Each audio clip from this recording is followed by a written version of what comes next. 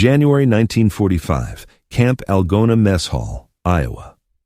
12 German women prisoners sat down for breakfast and found something yellow and curved on their plates, something they'd never seen before in their entire lives. One woman picked it up carefully, examining it like a scientist studying an alien artifact. "Es ist eine Decoration," she whispered to her neighbor. "It's a decoration." Another thought it was a candle that hadn't been lit yet. A third believed it was some kind of tropical flower meant to brighten the dreary winter morning. Not one of them, not a single woman, realized they were holding food. And when an American soldier picked up his own, peeled back the skin, and bit into the white flesh inside, the German women gasped in horror. He was eating it, raw, without cooking, without preparation. What kind of barbaric country had they been brought to? Subscribe for more incredible untold stories from World War II that reveal how the smallest cultural differences created the biggest misunderstandings. To understand why these women had never seen a banana, you need to understand 1940s Germany. Bananas were tropical fruits that came from Central America, the Caribbean, or Africa, places that required ocean shipping, stable trade routes, and peacetime commerce. Germany had been at war since 1939. By 1945, the country was bombed, blockaded, and barely functioning. Exotic imports like bananas had disappeared years earlier, replaced by rationed bread and root vegetables. Most of these women had heard of bananas in the same way they'd heard of elephants or palm trees, as distant concepts from warmer climates, not as real objects you could hold and eat. Greta Hoffmann, at 28, had vague childhood memories of seeing a banana once in a Berlin market before the war. But young Liesl Fagner, only 19, had literally never encountered one in her entire life. To her, this yellow curved thing on her breakfast plate was as alien as something from another planet. And watching American soldiers eat them casually, abundantly, like they were ordinary, revealed a wealth gap so vast it was almost incomprehensible. The breakfast room hummed with confusion and rapid German conversation. Liesl held her banana at arm's length, turning it slowly like it might suddenly reveal its purpose. The skin felt waxy under her fingertips, nothing like the rough texture of potatoes or the smooth coolness of apples she knew from home. She brought it close to her face, inhaling cautiously. The scent was sweet but completely foreign tropical, rich, carrying warmth even in the middle of an Iowa winter.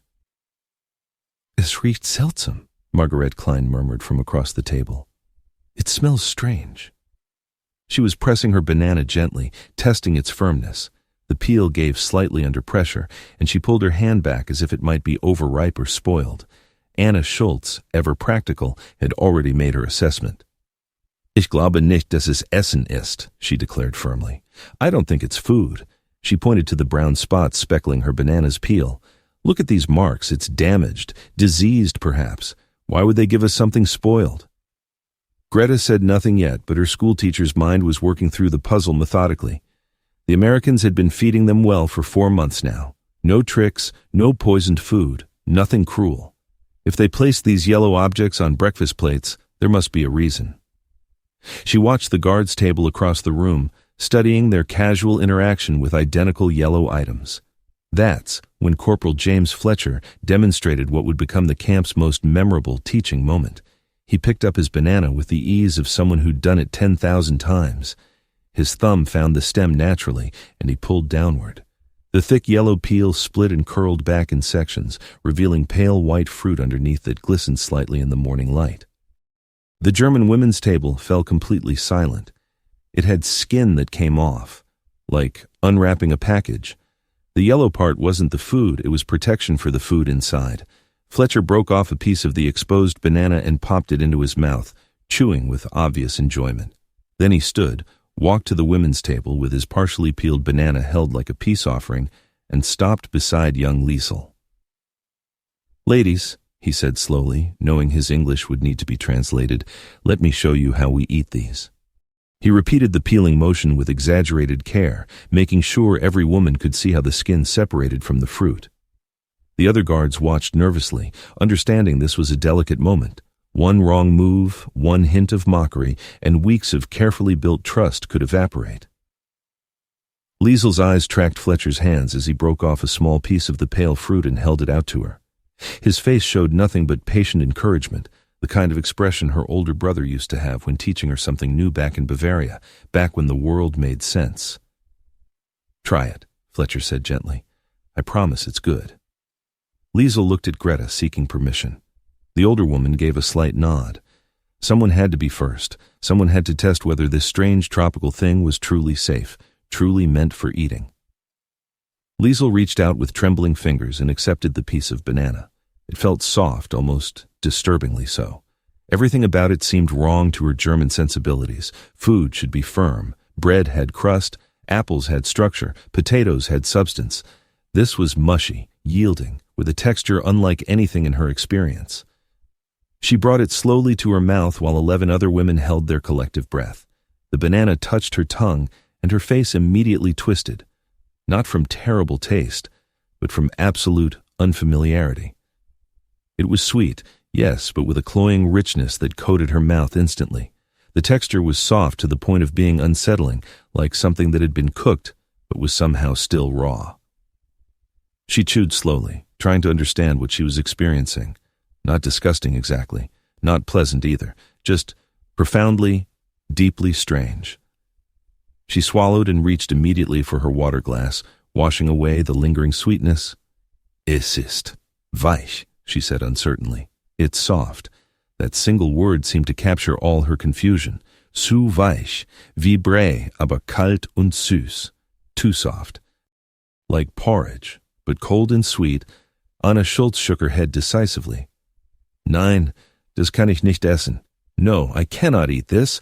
She pushed her banana toward the center of the table as if distancing herself from contamination. "Look at it. No cooking, no preparation. Just eating something raw that looks like it belongs in a hothouse, not on a plate." Margaret made her own attempt, carefully peeling back the skin as Fletcher had demonstrated. She took the smallest possible bite and immediately made a face of theatrical disgust. "Zu süß," she complained. "Too sweet. And the texture. Mein Gott, it's like eating something that's already been chewed." Around the table, reactions ranged from Liesel's brave confusion to Anna's outright rejection. Greta took her own experimental bite with scientific precision, chewing thoughtfully while analyzing every sensation. Her verdict was measured. "It's fruit. Definitely fruit. But nothing like our fruit.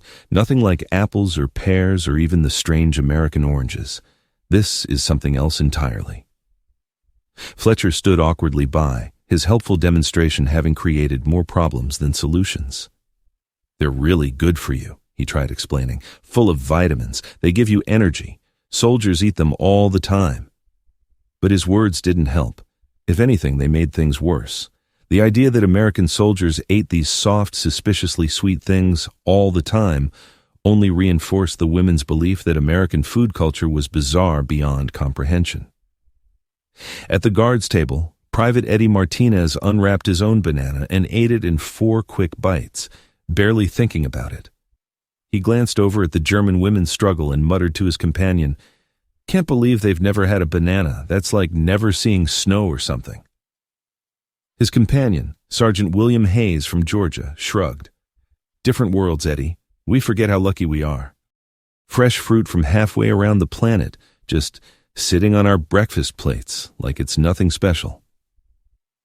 Back at the women's table, 6 bananas sat partially peeled or completely untouched. Only Liesel had finished her small piece, and she looked uncertain about whether that had been brave or foolish. The others had abandoned their attempts, returning to the safer territory of scrambled eggs and toast, foods that made sense, that fit into their understanding of breakfast. The rejected bananas sat on the table like evidence of failure, their peels browning slightly as the morning wore on. Greta watched them with the analytical mind that had once graded student essays in Hamburg. There was something here she was missing, some key to understanding that hadn't clicked yet. That evening, after the dinner shift and evening count, Liesel found herself thinking about the banana. Not with pleasure exactly, but with curiosity that refused to fade. The taste had been strange, yes, but not unpleasant once she got past the initial shock. And she'd noticed something during breakfast that the others had missed. Corporal Fletcher's banana had been bright yellow with just a few brown spots. The one Private Martinez ate was more brown than yellow, yet both men had eaten theirs with equal enjoyment. The next morning, when bananas appeared again on the breakfast plates, Liesel made a careful observation. The banana she'd been given today looked different from yesterday's. This one had more brown freckling on its peel, and when she gently squeezed it, the flesh gave more easily under the skin. She peeled it the way Fletcher had shown them, pulling back the thick skin in sections. The fruit inside looked similar, but the smell was stronger, sweeter, almost perfumed. She broke off a small piece and placed it on her tongue. The difference was remarkable. This banana tasted richer, more developed, less starchy than yesterday's. The sweetness wasn't cloying anymore, but pleasant, almost honey-like. The soft texture, which had disturbed her before, now seemed natural, appropriate for something this sweet. She took another bite, then another, finishing half the banana before she even realized what she was doing. Greta watched this quiet consumption with interest. "Better today?" she asked in German, keeping her voice low. Liesel nodded, surprised by her own acceptance. "Different, sweeter. Maybe yesterday's wasn't ready yet? Like apples that aren't ripe?" That observation unlocked something in Greta's understanding. Of course, fruit ripened. These tropical things must ripen too, just differently than German apples or pears. The brown spots weren't disease or damage. They were signs of ripeness, like the golden color that developed on ripe pears. "May I try a piece of yours?" Greta asked. Liesel broke off a section and passed it across the table. Greta ate it thoughtfully, her expression shifting from skepticism to consideration to cautious approval. "You're right. This is better. Sweeter, but not overwhelming. The texture makes more sense with this level of sweetness." Their quiet exchange hadn't gone unnoticed. Anna Schultz was watching them with the suspicious interest of someone who'd firmly declared something inedible, now seeing others consume it willingly. "It's still too soft," Anna muttered, but her conviction had weakened. She picked up her own banana, examined the brown spots on its peel with new eyes, and peeled it with careful, deliberate movements. Her first bite was tiny, cautious. She chewed slowly, her face showing the internal debate between prejudice and reality. "Not as bad as yesterday," she admitted grudgingly. "Still strange, still nothing like proper fruit, but not as bad." Across the mess hall, Corporal Fletcher noticed the change. 3 women were eating bananas this morning. Actually eating them, not just taking polite experimental bites. He caught the eye of Sam Washington, the camp cook, who'd been responsible for ordering the bananas in the first place. Sam stood in his kitchen doorway with a slight smile, his weathered face showing satisfaction.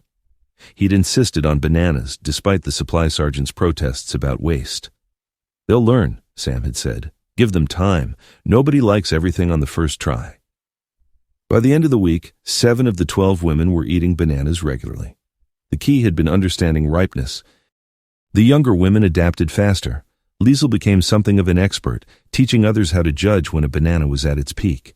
She'd press the peel gently, smell the stem, look for the right balance of yellow and brown. Margaret Klein discovered that bananas paired beautifully with the oatmeal served at breakfast. She'd slice hers and stir the pieces into the hot cereal, letting the banana soften even further and sweeten the otherwise bland porridge. This innovation spread quickly among the women. Anna found her own use for them. She'd mash overripe bananas with a fork and spread the paste on bread, creating a sweet sandwich that reminded her, just slightly, of the fruit preserves her mother used to make in better times. It wasn't the same, would never be the same, but it carried a ghost of comfort that made the strange American food feel almost like home. Within 3 weeks, bananas had transformed from bizarre decoration to valuable commodity. The women began requesting them specifically, approaching guards during meal distribution to ask if there were extra bananas available. Sam Washington started ordering more, watching with quiet satisfaction as his original prediction proved true. The transformation hadn't escaped the guards' attention. Private Martinez started bringing extra bananas from his own rations to share with the women during afternoon work shifts. It became an unspoken gesture of goodwill. He'd casually leave a couple of particularly ripe bananas on the table where the women sewed uniforms or sorted supplies. Liesel had become the camp's unofficial banana expert. When new prisoners arrived in February, confused and frightened women from a recently captured auxiliary unit, it was Liesel who introduced them to this tropical mystery. She'd demonstrate the peeling, explain the ripeness indicators, and offer encouragement. "I know it seems impossible," she'd tell them in German, her young face serious with the weight of experience. "I thought it was a flower when I first saw one. But trust me, wait until it has more brown spots, eat it slowly, and you'll understand." Watching 19-year-old Liesel teach older women about bananas, Greta felt an unexpected surge of emotion. This was adaptation. This was survival. Not just accepting what was offered, but finding ways to make the foreign familiar, to transform confusion into knowledge and share that knowledge with others. The banana economy extended beyond simple consumption. Women started trading portions at meals. Someone who preferred eggs might trade her banana to someone who craved extra fruit. These small transactions created bonds, networks of favor and reciprocity that strengthened their community. Letters home began mentioning the yellow fruit, though few women knew if their families would understand the reference. Margaret wrote to her sister in Bavaria, "There is a fruit here called banane. Yellow, curved, sweet like honey. It comes from jungles across the ocean. Can you imagine? Even in captivity, we eat fruit from paradise." Anna's letter to her mother was more practical. "The Americans waste nothing. Even the fruit we thought was spoiled, they eat happily. I have learned not to judge ripeness by German standards. Everything here requires new thinking." Greta's letter to her daughter carried deeper meaning. "I have learned to love something I once thought impossible to eat. If an old teacher like your Moody can change her mind about tropical fruit, perhaps there is hope for changing minds about many things. Remember this, Liebling. What seems strange and wrong at first might simply be unfamiliar." The camp photographer, a corporal named Davies who documented daily life for military records, captured a telling image one March morning. 12 German women sitting at their breakfast table, all holding partially eaten bananas, some smiling, some concentrated on their food, all completely comfortable with what 3 months earlier had seemed like alien objects. That photograph would eventually make its way into a military report about prisoner welfare, evidence that even enemy combatants received fresh fruit at American facilities. But the image captured something more profound than military protocol. It showed human adaptability, the bridge that forms when fear gives way to curiosity, and curiosity gives way to acceptance. Sam Washington kept that photograph tacked to the kitchen wall, a reminder that patience and persistence could overcome almost any cultural divide. He'd been right about the bananas, and he'd been right about giving the women time. The only holdout was a woman named Helga Schmidt, older than the others at 42, who absolutely refused to touch bananas under any circumstances. "I am too old to eat baby food," she declared with stubborn dignity. "Let the young ones eat their tropical mush. I will stick to proper German foods." But even Helga couldn't deny the change in the camp's atmosphere.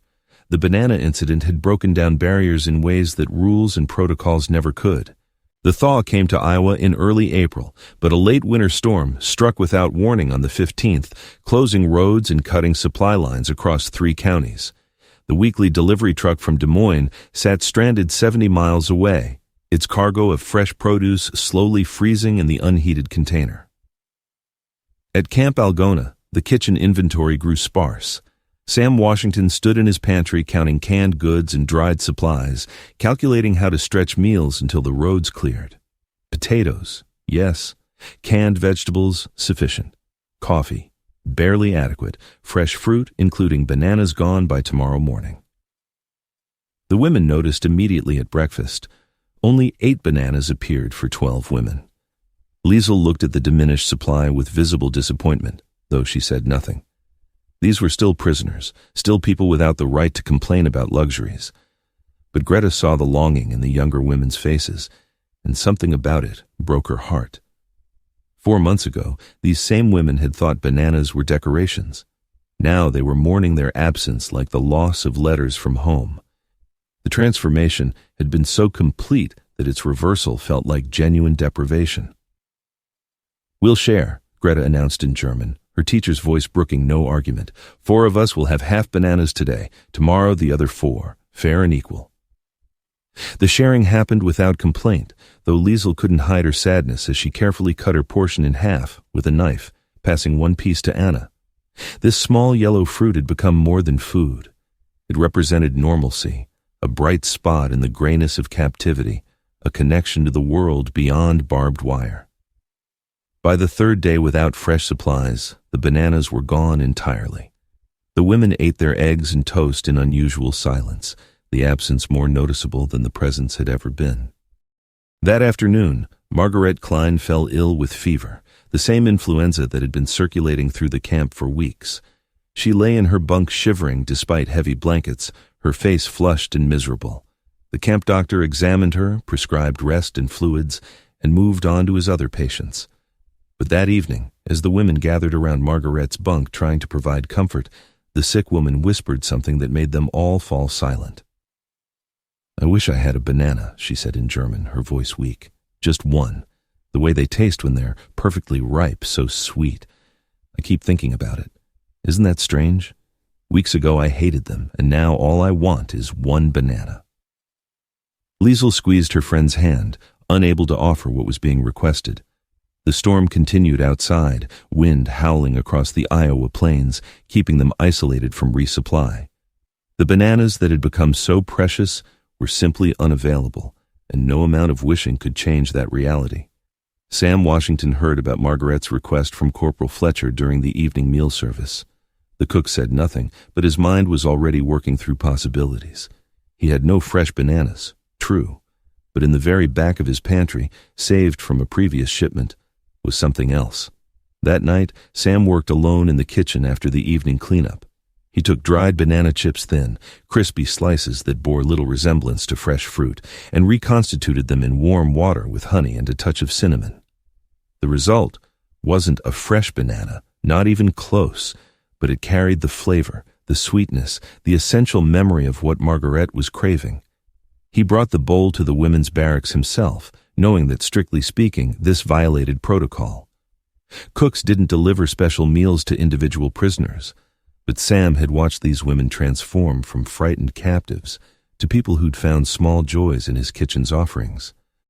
Margaret's request had touched something in him, the same instinct that had made him insist on ordering bananas in the first place.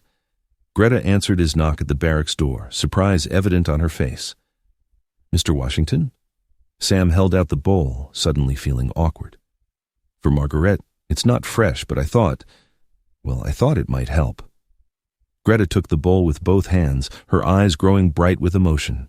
She understood what this gesture meant, the effort and care it represented. "Thank you," she said in careful English. "This is very kind." Margaret's reaction to the reconstituted banana was immediate and profound. Despite her fever, despite the fact that dried fruit soaked in honey was nothing like the fresh version, tears rolled down her cheeks as she tasted it. The flavor brought comfort that transcended the actual quality of the food. It was the gesture, the care, the fact that someone had noticed her small wish and worked to fulfill it. "Danke," she whispered to Greta, who spooned the mixture carefully into her mouth. "Tell him thank you. Tell him it's perfect." Word of Sam's gestures spread through the barracks that night. The women spoke in quiet voices about what it meant that an American cook had spent his personal time trying to comfort a sick German prisoner. This wasn't protocol. This wasn't regulation. This was something more fundamental, one human being caring for another, nationality irrelevant in the face of simple suffering. The storm broke 2 days later. Roads cleared, supply trucks resumed their routes, and by the following Monday, fresh bananas returned to the mess hall in abundance. The women greeted them like old friends, their yellow skins bright against the dull military plates. Margaret, recovered from her fever, ate hers slowly, savoring every bite with the appreciation of someone who'd learned that even small pleasures could vanish without warning. "I will never take these for granted again," she told Liesel, holding up her half-eaten banana. 3 months ago, I thought it was soap. Now, losing them for 3 days felt like losing something precious. Spring transformed Camp Algona gradually, bringing green to the Iowa landscape and warmth to the cold barracks. With improved weather came improved supplies, including varieties of bananas the women hadn't seen before. Smaller red ones appeared one morning, causing fresh confusion, until Corporal Fletcher explained they were simply a different type, sweeter and with a slight berry flavor. Liesel tried them first, naturally, her reputation as the camp's banana expert now firmly established. She peeled the reddish-purple skin carefully, revealing fruit that was creamier and paler than the yellow bananas. One bite and her eyes widened with delight. "It tastes like strawberries met a banana," she announced in German. "Sweeter, softer, these are even better." This sparked passionate debate among the women about which variety was superior. Anna insisted the yellow ones were more substantial, proper fruit rather than candy. Greta preferred the red ones for their complexity of flavor. Margaret remained loyal to yellow bananas, having developed an emotional attachment during her illness. These meaningless but passionate discussions made their captivity feel momentarily normal, like housewives debating recipes rather than prisoners marking time. New prisoners continued arriving as the war ground toward its inevitable conclusion. Each group went through the same initial banana confusion, and each time the established women would gather around to teach and encourage. It became a ritual of welcome, a way to ease newcomers into the strange reality of American abundance. "Wait for the brown spots," they'd advise with the authority of experience. "Don't eat it if it's too green. It'll taste like chalk. Peel it like this from the stem. Try it in your oatmeal if the texture bothers you at first." These teaching moments created bonds between the women, links of shared experience that transcended their different backgrounds and home cities. The Hamburg teacher, the Berlin secretary, the Munich nurse, the small-town shopkeeper from Bavaria, all united by their journey from banana ignorance to banana expertise.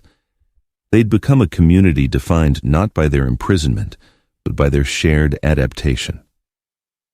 In early May, news came that Germany had surrendered. The war in Europe was over.